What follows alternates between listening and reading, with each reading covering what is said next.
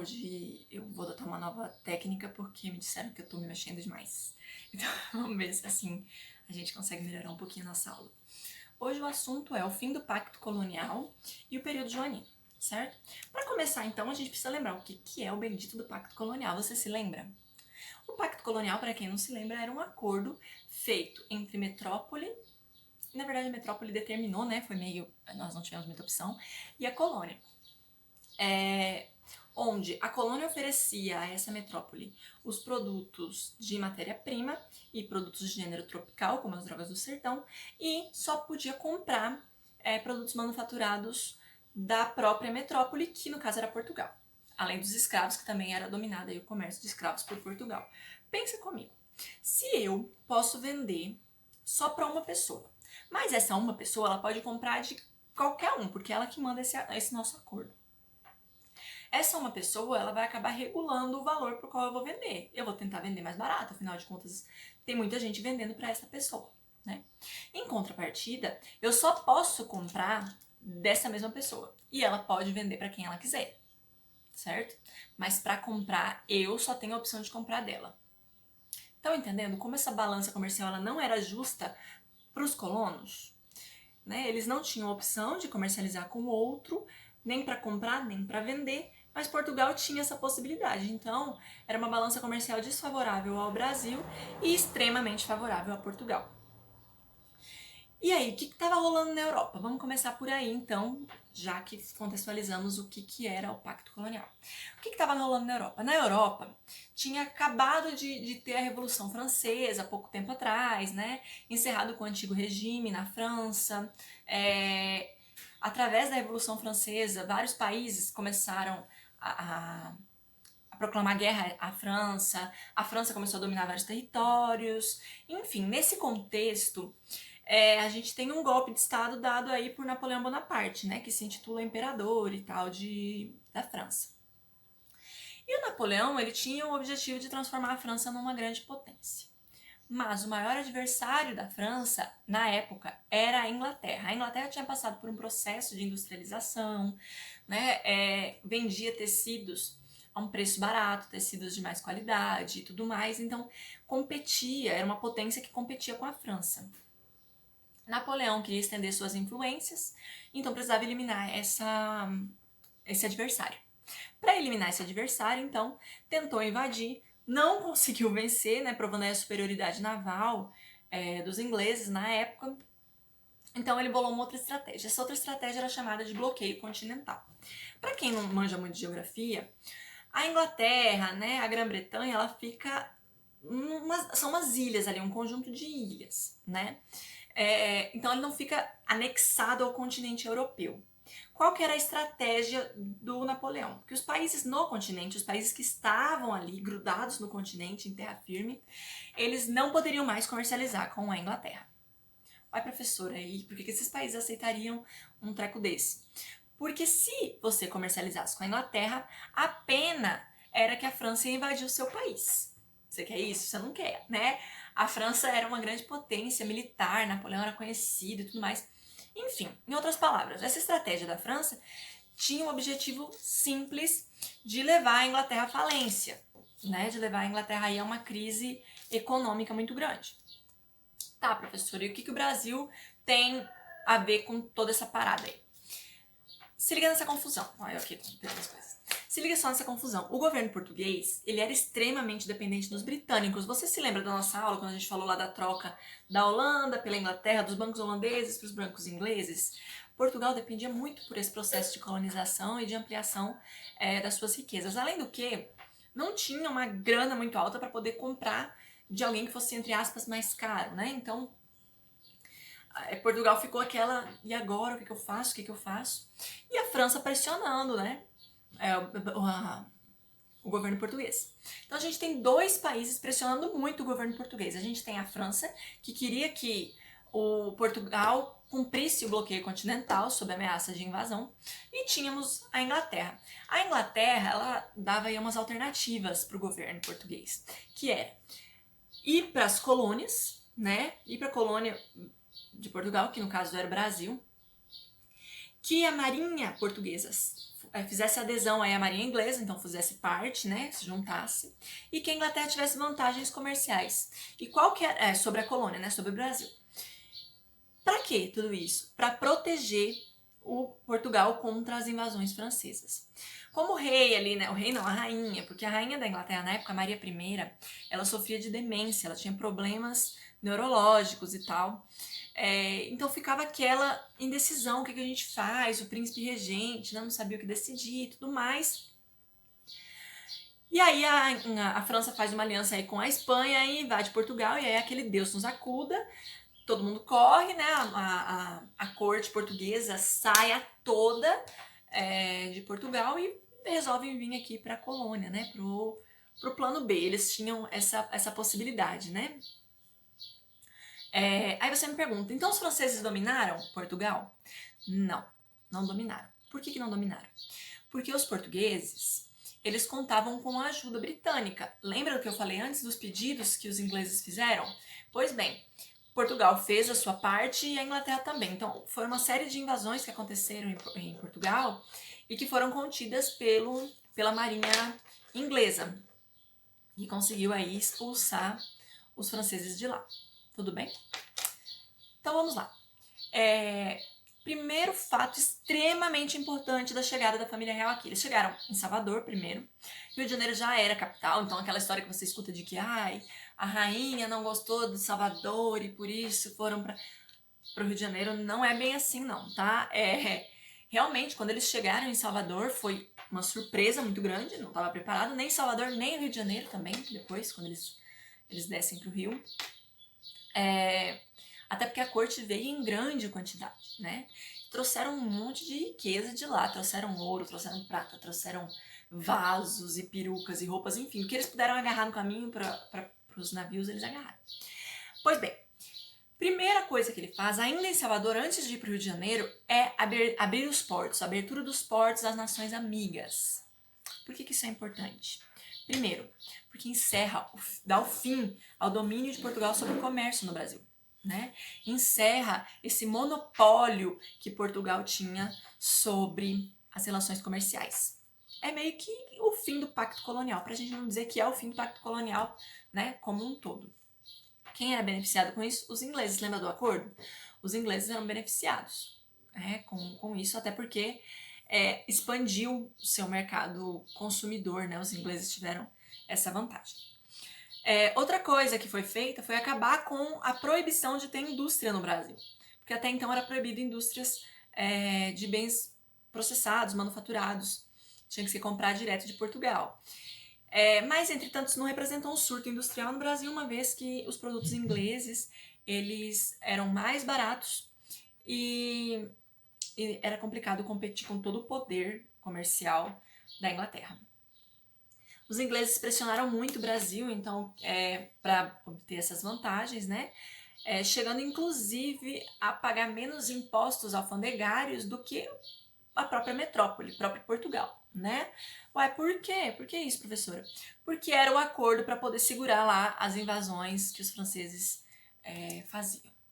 Vamos falar das transformações feitas aí, as reformas feitas na capital, no Rio de Janeiro, quando os portugueses chegaram lá.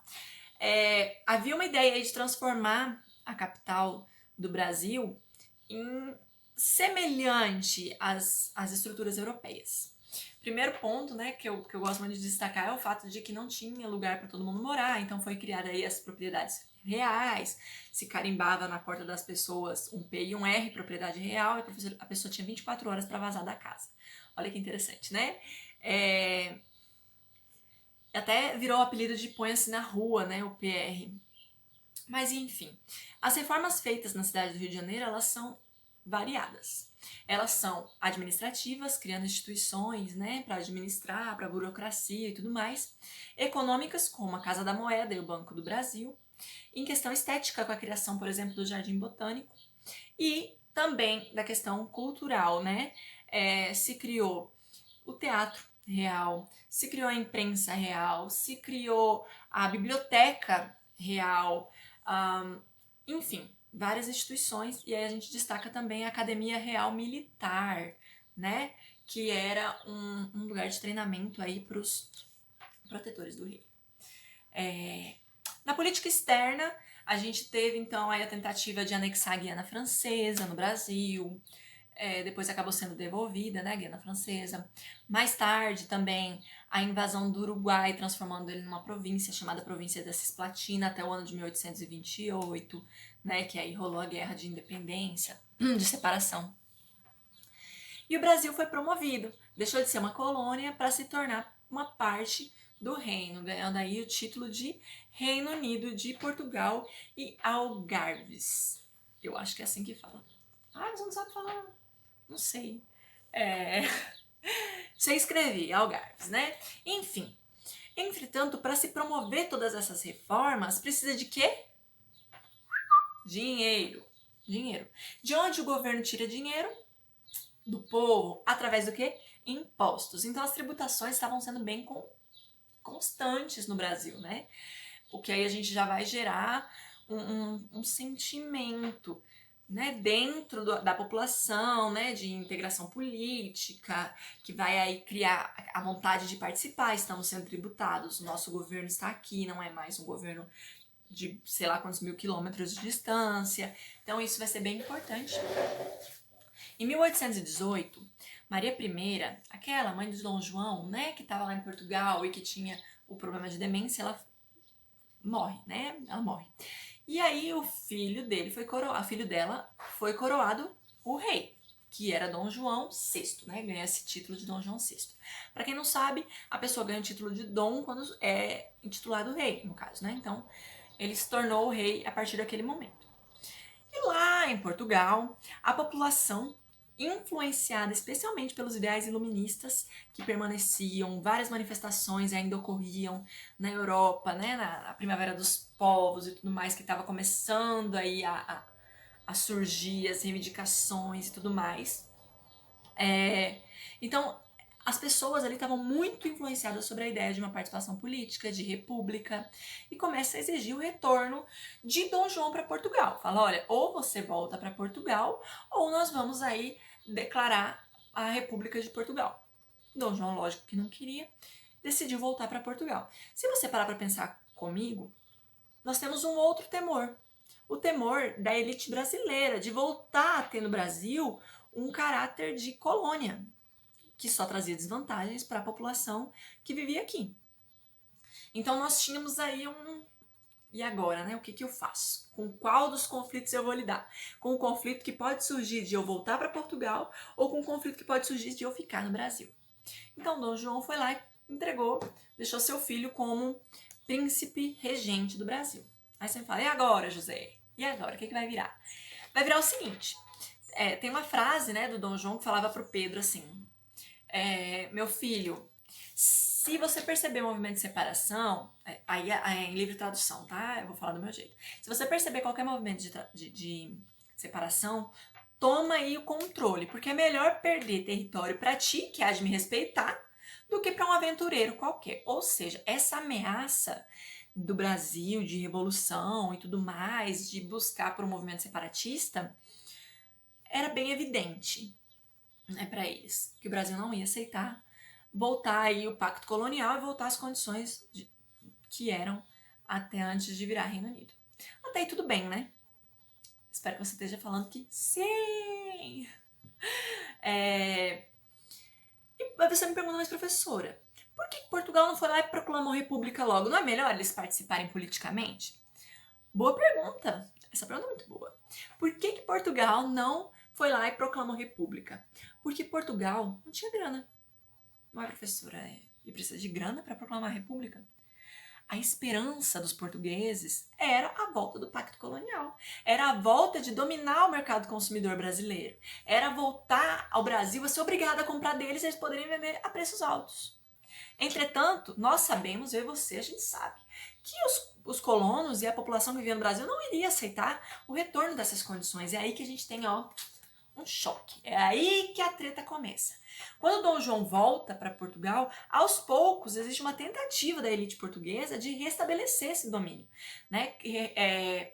Fazer voltar determinados monopólios, anular decisões que Dom João fez quando estava no Brasil, órgãos administrativos da burocracia brasileira, exigir reformulação, né, do que era o Pacto Colonial e exigir, inclusive, a volta do Dom Pedro, né, o Pedro, que ainda estava aqui, que ainda não era Dom, né, mas o príncipe regente que estava aqui. A desculpa para ele voltar, inclusive, era que ele tinha que terminar sua formação cultural, ele tinha que voltar, né, para a Europa e tudo mais. Só que nessa época forma um Partido Brasileiro. O Partido Brasileiro não era bem um partido, até fica assim, né? A gente fala desse jeito. O que ele era? Uma organização de pessoas que estavam dispostas a lutar contra essas medidas de recolonização, que não iriam aceitar. Quando chegou a carta de Dom João falando, meu filho, volta para Portugal, são coletadas, né, cerca de 8.000 assinaturas que pedem para Dom Pedro ficar no Brasil. Então, quem fez essas assinaturas? Toda uma elite, especialmente agrária do Brasil, que solicitava manter as coisas como estavam acontecendo. Dom Pedro não era bobo nem nada, decide então que se é para o bem do povo, como é que é? Se é para o bem de todos e para a alegria geral da nação, diga ao pouco e fico. O famoso dia do fico, né? Que acontece aí justamente nesse contexto. E aí? Quais foram as reações? Os portugueses no Brasil, eles reagiram, eles foram totalmente contra, abdicaram dos ministérios, e a gente não vai participar dessa palhaçada. E aí Dom Pedro foi lá e nomeou todo um ministério feito por brasileiros, onde aparece um personagem muito importante, que é o José Bonifácio, né? Inclusive, esse ministério determina a lei do cumpra-se, ou seja, qualquer regra, qualquer lei, qualquer coisa que viesse de Portugal para o Brasil tinha que passar por Dom Pedro, ele tinha que dar o ok, falar que cumpra-se para as coisas se realizarem. Então a gente já começa a ver aí, né, que a coisa começa a ficar mais complicada. E fica pior ainda quando em junho de 1822 Dom Pedro convoca uma Assembleia Constituinte. Você sabe o que é uma Assembleia Constituinte? São pessoas que vão criar uma Constituição, ou seja, vão determinar leis para aquele lugar. Se no Brasil Pedro vai determinar leis, significa que não vai mais respeitar as decisões de Portugal. Tá entendendo onde eu quero chegar? Então os movimentos pró-independência, eles começam a ter um clima mais intenso, começa de fato a se tornar algo mais real.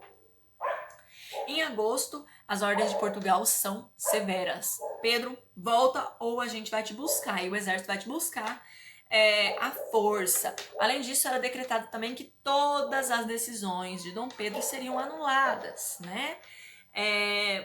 Quando essa carta chega, Pedro estava em São Paulo, né? Vocês sabem, as margens do Ipiranga mais tarde, né? Estava em São Paulo e quem estava como regente no governo, quem estava de fato, né, administrando, era sua esposa, Maria Leopoldina. Então ela, junto com o chefe dos ministérios, né, o José Bonifácio, recebem essa carta, não curtem o que está escrito nessa carta e mandam lá a Dom Pedro. Falam, olha gato, agora é a hora. Dom Pedro I vai lá em setembro, então no dia 7 de setembro, e proclama a independência do Brasil, em 1822. Pontos para a gente destacar rapidão sobre essa proclamação. Primeiro, a proclamação da da independência do Brasil, em 1822, representa a escolha que Dom Pedro fez pela aristocracia brasileira em detrimento da aristocracia portuguesa. Os cachorros dos vizinhos. Bom, enfim, lugar aí da aristocracia portuguesa, né?